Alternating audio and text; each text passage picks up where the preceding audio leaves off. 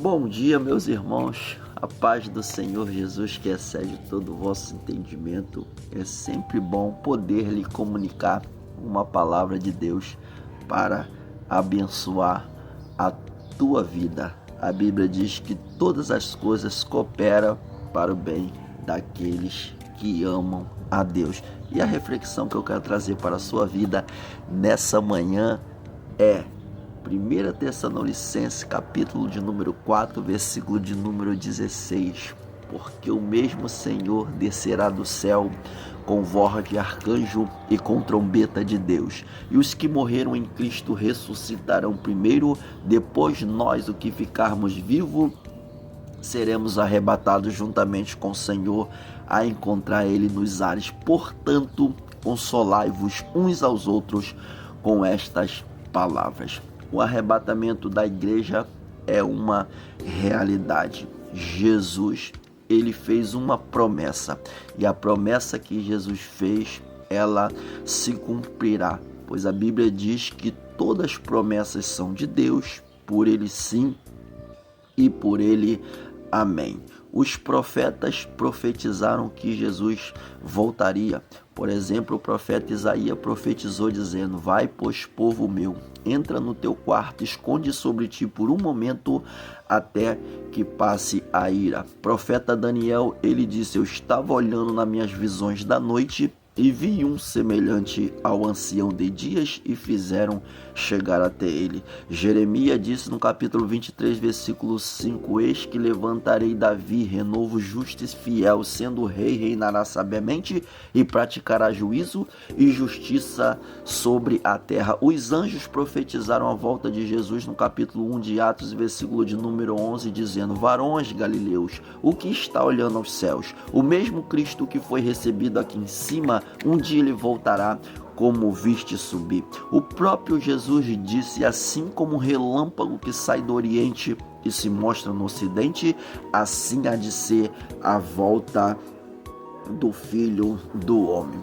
Jesus voltará para buscar a sua igreja, para buscar o seu povo. Jeremias profetizou no capítulo 2, no versículo de número 13 do seu livro: duas maldades o povo fizeram: um, abandonar o Senhor, fonte de água viva, e dois, cavaram cisternas rotas que não retém água. Porventura Israel é um servo ou é um escravo nascido em casa? Porque veio a ser presa. Meu irmão, vamos ficar atento, porque o Senhor, ele voltará.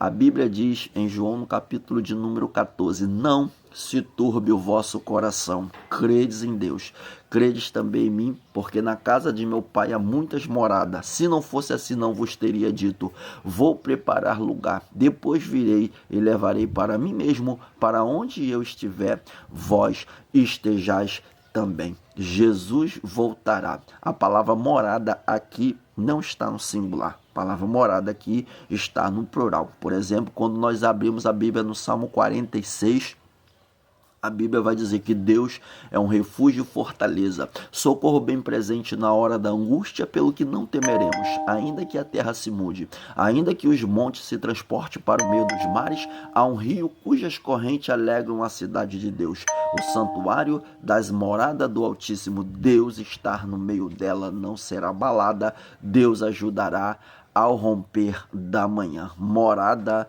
do Altíssimo. E quantas moradas Deus tem? Deus seria pobre se tivesse pouca morada, mas o nosso Deus é um Deus rico e é um Deus de muitas moradas. A primeira morada de Deus foi o tabernáculo construído por Moisés no deserto. A segunda grande morada de Deus foi o templo inaugurado por Salomão. A terceira grande morada de Deus foi o mesmo templo reconstruído por Josué 500 anos depois em Zorobabel. A quarta morada de Deus foi o corpo humano de Cristo. Paulo diz: Deus estava em Cristo reconciliando consigo o mundo. A quinta morada de Deus É a igreja universal, a igreja do Senhor em todos os países. A sexta morada de Deus é a casa de oração, a nossa igreja onde nós congregamos. E a sétima morada de Deus é eu e é você. O Espírito mora no nosso coração. Nós somos morada de Deus. Paulo disse em 1 Coríntios capítulo de número 6, verso 18, fugir da prostituição. Todo pecado que o homem comete é fora do corpo, mas quem se prostitui peca contra o seu próprio corpo e não saber que o vosso corpo é templo do Espírito e que é proveniente de Deus e não de vós mesmo, foste comprado por um bom preço. Glorificai a Deus em vosso corpo. Então, meu amado, minha amada, entenda, Jesus ele voltará. Jesus vai vir buscar uma igreja lavada, santa, remida no sangue do Cordeiro. Só vai ouvir o toque da trombeta o crente que tiver com seu ouvido afinado com o diapasão do Espírito. Paulo disse em 1 Coríntios capítulo 14, verso 17, se a trombeta der sono do incerto, quem se preparará para o dia da batalha? Deus te abençoe, em nome de Jesus.